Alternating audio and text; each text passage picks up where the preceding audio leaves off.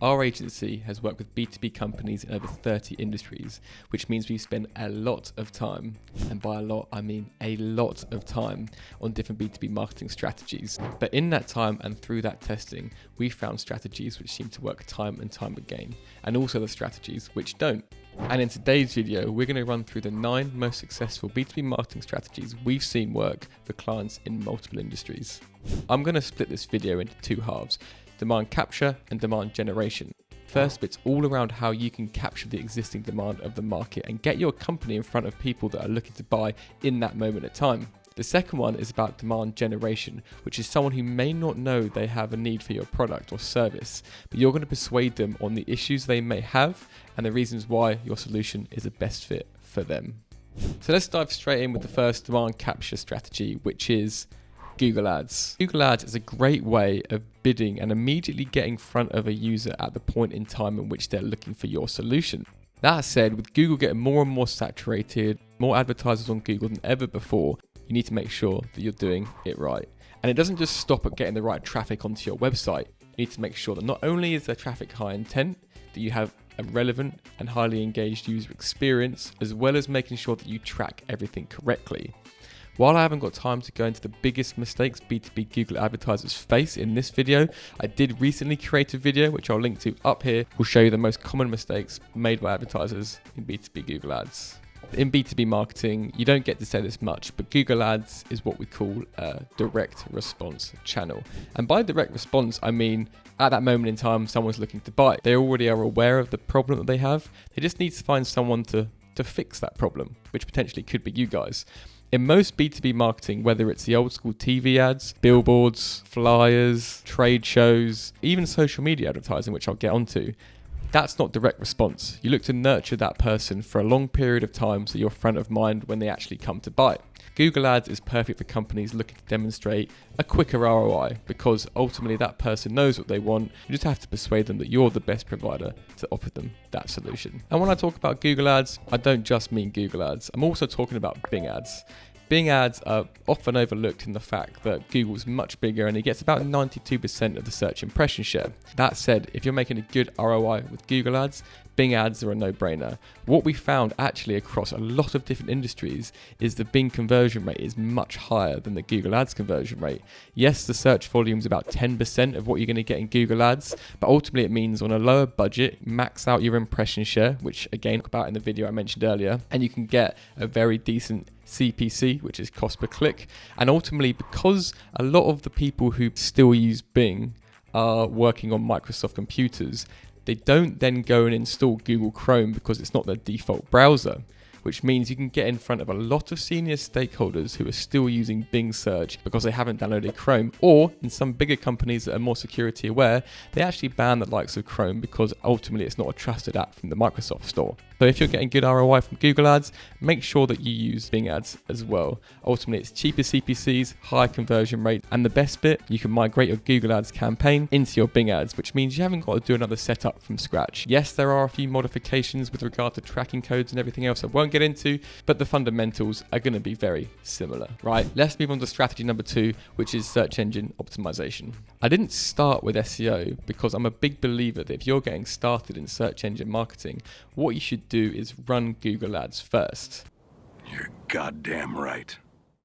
What you can then do is look at the most profitable keywords. You can then look at the best converting ad copy. You can then look at the best landing page experience.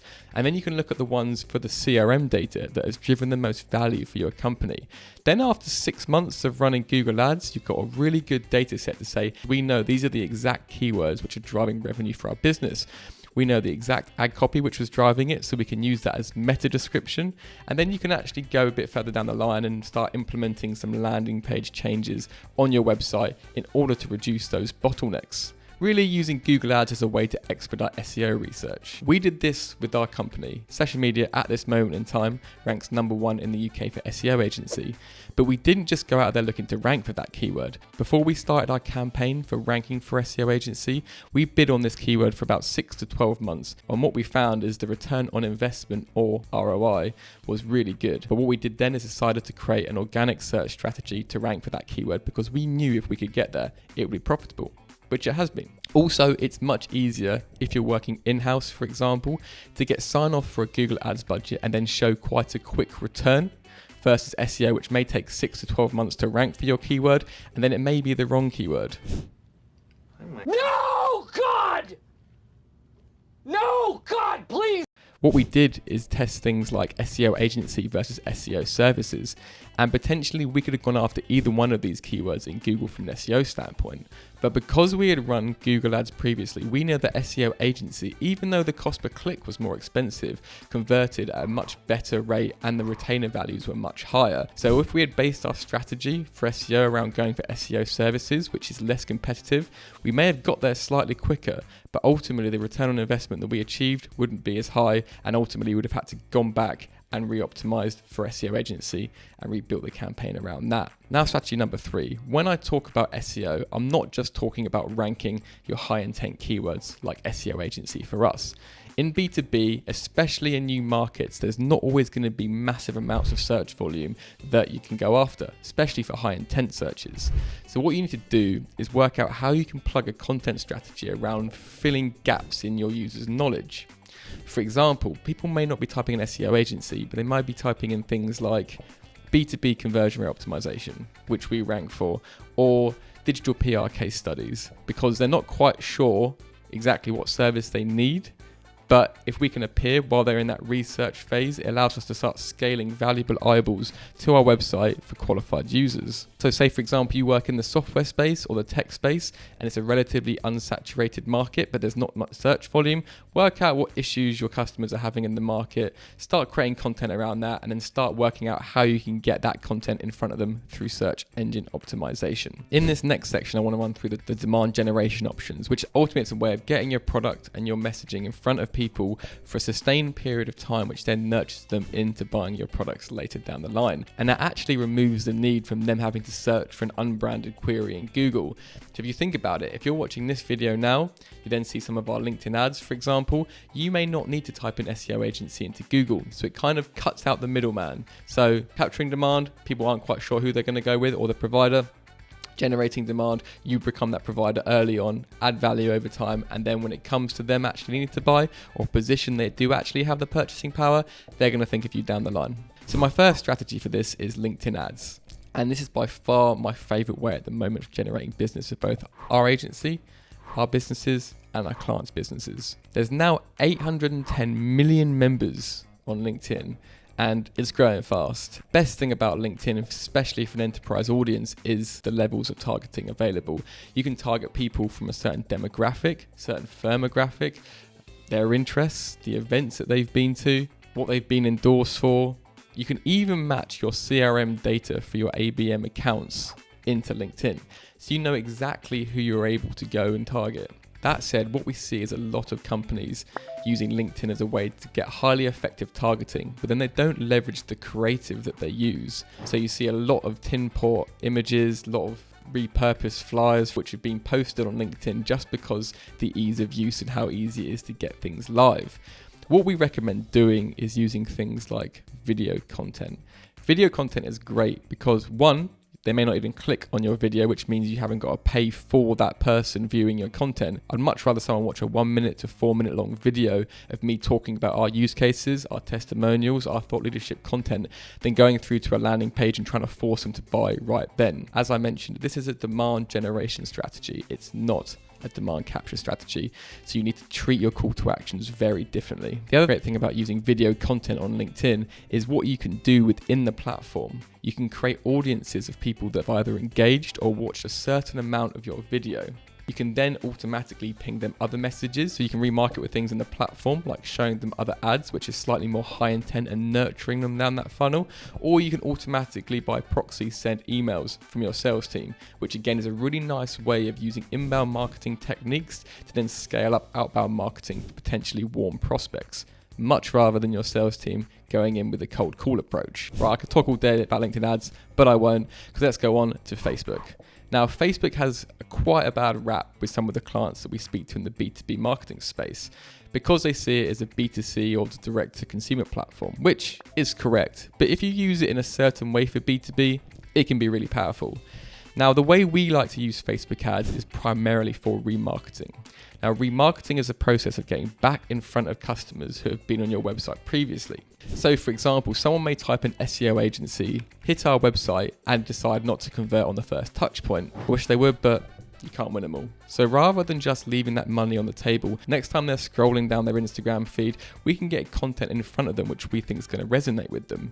Again, like I mentioned, because Facebook and social media in general isn't a direct response channel, there's no point in going for the big buy now ads. Don't try and go straight from the sell. There's no point in trying to get people's attention away from just seeing pictures of their uncle's birthday party through to them being pitched for your enterprise solution. It's just not going to work. What I recommend and what would be great for people to do and use Facebook and Instagram remarketing for is a better way of distributing your newsletter type content. So you have a new in-depth blog, you have a new use case, you have a new feature, you have a whatever it may be. Start using Facebook remarketing because you know those people have been to your site.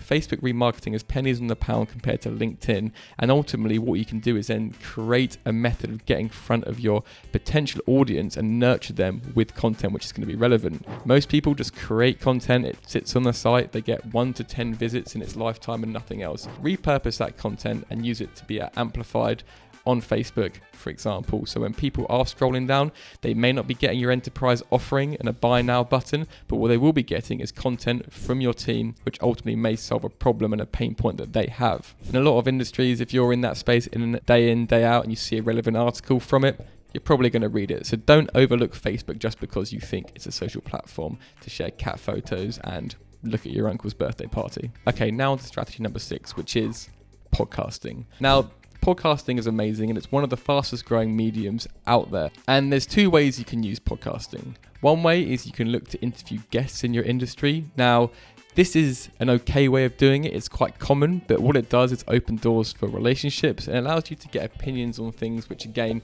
you can then interject and show that you're an expert in the space. The other way of doing podcasts is by doing a podcast within your company to talk about subjects you guys are experts on. So people will tune in to hear your thoughts around the topic, the industry, whatever it may be. Now, most people think that they get the most value from podcasts from people listening to the whole 30, 60, whatever minute episode. Well, we've actually found we create podcasts and we cut them up into snippets. So we may create a podcast like the 5 biggest mistakes killing B2B Google ads, for example. And then what we do within that is we can go through and we can cut that video into 5 different snippets. We can then distribute that video on our social media platforms like LinkedIn, for example. And what we found is the actual complete watch time of those video snippets cut up and put on the social platforms is usually much more than the actual amount of views and listens we get on our whole podcast. So if you can create a podcast, just set up a camera, or if you're doing it via Zoom, for example, make sure you're recording the video because then you can use it and repurpose it for social content. And it allows you to start scaling up your content creation at quite a large rate rather than creating purposeful videos for social media every time, which is just a lot of effort. Number 7, YouTube. I think this is quite a particular strategy, and I do think it has its applications, especially in technical or industries where you can showcase your expertise through video. We found videos as being really good for us because we can create a lot of screen share bits which shows people how to overcome issues with their digital marketing. So how to set certain things up, how tracking works, how B2B Google ads works, how LinkedIn ads works. We can create all that content which then builds trust in a way that you can't quite get from a podcast, because you can talk about theory, you can talk about strategy, but you want to start offering some actionable tips. And again, with YouTube, you can cut up those snippets in order to be able to create more organic content to keep posting that out. Podcasting and YouTube is very often the which one shall I start with? And again, it comes down to your audience and it comes down to how easily it is to portray your industry and expertise through that platform. I mean, there is no one size fits all with that, unfortunately. So that's going to be something you figure out. But then again, you can use some of your podcast bits for YouTube and some of your YouTube bits for podcast. We'll see how this one comes out, but we may turn this into a podcast as well. Okay, on to number 8, and very similar to the last one is YouTube, but not YouTube organic. YouTube ads. We found YouTube ads to be very, very successful. And the best thing about YouTube ads is you don't actually pay for the ads unless someone's watched a certain amount of your video, which means unless that person actively is interested in your video, you're normally not paying for that view. And one of the best companies we've seen from a B2B perspective leverage YouTube ads is Monday.com. Monday.com are the first company that managed to get my first touch point and last touch point just from using YouTube ads. I'd never heard from them in any other way apart from YouTube. And then we started using them. We did then stop using them because it didn't quite fit into how we worked. It wasn't as intuitive as I thought it was going to be, so we moved to Asana. But again, from an advertising perspective, they did a really, really good job. There's a few reasons I like it, and it's not only because you only pay for the view, but also you can get really cheap views. Again, if you've got a great view through rate, which is at the percentage of people that start watching your video who watch a certain percentage, you can get really cheap cost per views. And by that, I mean we're paying, up to 4p maybe for someone to view a video for a long period of time. But where you can get really creative is you can go in and you can target for your pre-roll ads to happen on your competitors' YouTube channels. Or you can go from a keyword level. So any video that mentions B2B marketing in the title, we can target that video at the beginning to get in front of that viewer. It's a whole host of ways you can use YouTube ads to get really cheap exposure for your B2B brand.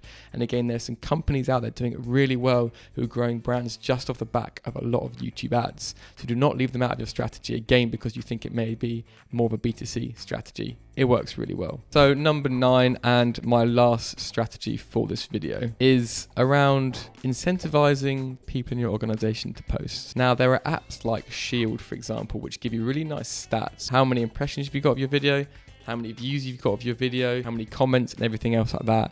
And if you're in a position and you can start getting a fair few of your people in your marketing, sales, or tech team to post regularly on LinkedIn and build their audiences and trust, what you'll find is a snowball effect of all these people in your network getting really familiar of who you are. LinkedIn Organic, we're in a very special moment right now where it's not as good as it was a few years ago, but the amplification of organic content, you can get massive exposure without having to pay. LinkedIn ads are great and they're one of the primary strategies I'd always use, but for long-term demand gen efforts, if you can post on LinkedIn frequently, ideally once a day, but even I don't do that, probably a couple times a week just because you want to keep consistent with it. But if you can then incentivize your team and maybe lay out reasons why they should be posting, what types of stuff they should be posting, and then use something like Shield to track that, and then you can have little micro competitions internally to see who's getting the best engagement. And also, for example, if they're driving any leads which has come through their LinkedIn statuses or their LinkedIn activity and it comes through the business, can you incentivize that to say you can get 10% of XYZ revenue if that comes through, or anyone who gets a lead through gets this fixed rate? So how can you incentivize people to post on LinkedIn in a consistent way which actually helps your business? Right guys, that's all for today, but thank you for tuning in. Thanks for listening. Hope you found it useful, and I'll see you again very soon.